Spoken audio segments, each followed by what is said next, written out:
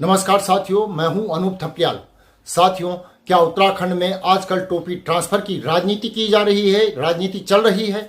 मुख्यमंत्री धामी इन दिनों दिल्ली प्रचार प्रसार में बिजी हैं। वो भारतीय जनता पार्टी के उम्मीदवारों के लिए लगातार वहां पर वोट मांग रहे हैं, तो दूसरी तरफ स्पीकर क्या मीडिया के जरिए सरकार से संवाद कर रही है, क्योंकि स्पीकर ने कहा कि मीडिया को इसीलिए बुलाया गया था कि सरकार तक यह बात पहुंचे कि विधानसभा का बजट सत्र गैरसैंण की बजाय देहरादून में हो।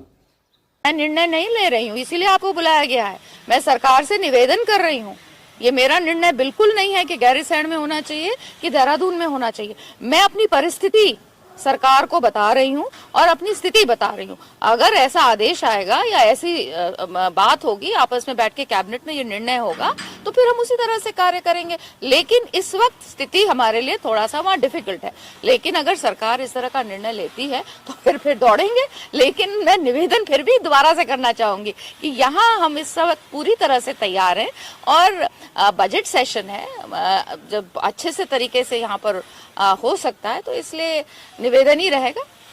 सरकार बजट बनाने की तैयारियों में जुटी हुई है, सुझाव भी दिए जा रहे हैं। और बीते दिनों संसदीय कार्य मंत्री प्रेमचंद अग्रवाल ने कहा था कि सत्र कहां होगा यह स्पीकर को फैसला लेना है, जबकि अब स्पीकर की ओर से सरकार के पाले में ही गेंद को डाला जा रहा है। अलग अलग तर्क देकर बात कही जा रही है।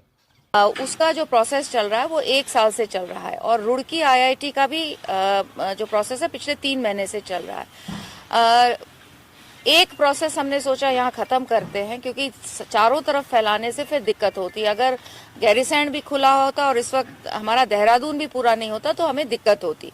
तो इस विचार से वो हुआ है, थोड़ी देरी हुई है, लेकिन अब ये चीज़ है, मैं जनता के बीच में इस चीज़ को रखना चाहती हूँ और सरकार से भी निवेदन ही करना चाहती हूँ कि वो जो टाइम हमारा थोड़ा बहुत लैप्स हुआ है उस कारण से थोड़ी देरी हुई है। लेकिन अगले जो सत्र होगा, आई एम श्योर, जब थोड़ा सिस्टम वहाँ ठीक हो जाएगा, हॉस्टल्स भी बन रहे हैं वहाँ पे, मीडिया सेंटर्स बन रहे हैं, तो तरह तरह की चीज़ें हो रही हैं, तो मुझे पूर्ण विश्वास है कि 2-3 महीने में हम वहाँ काफ़ी चीज़ें सुधार लेंगे और अगला सेशन सरकार चाहेगी तो हम अवश्य गैरसैंण में करेंगे। और देहरादून में सत्र कराने के लिए स्पीकर ने हवाला दिया है कि भराड़ीसैंण परिसर में काम चल रहा है, इसलिए वहां पर सत्र संभव नहीं है। मगर यह भी सच है कि विधानसभा से ही यह संकल्प पारित है कि बजट सत्र भराड़ीसैंण में ही कराया जाना चाहिए।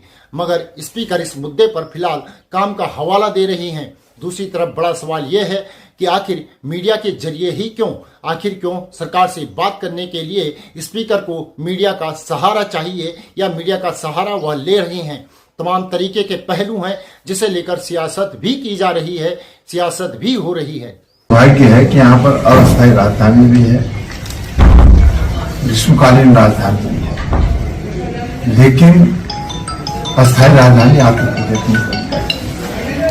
इस स्थिति होने की वजह से जो है, और सरकार में और स्पीकर में द्वंद्व होने की वजह से ये स्थिति बनी हुई है।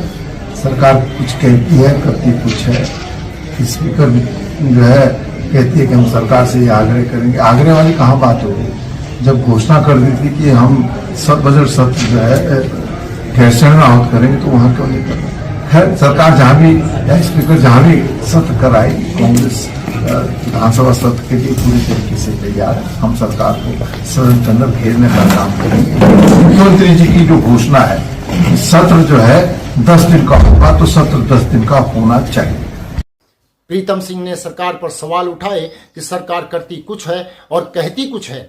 वहीं उन्होंने कहा कि सरकार और स्पीकर में द्वंद्व चल रहा है।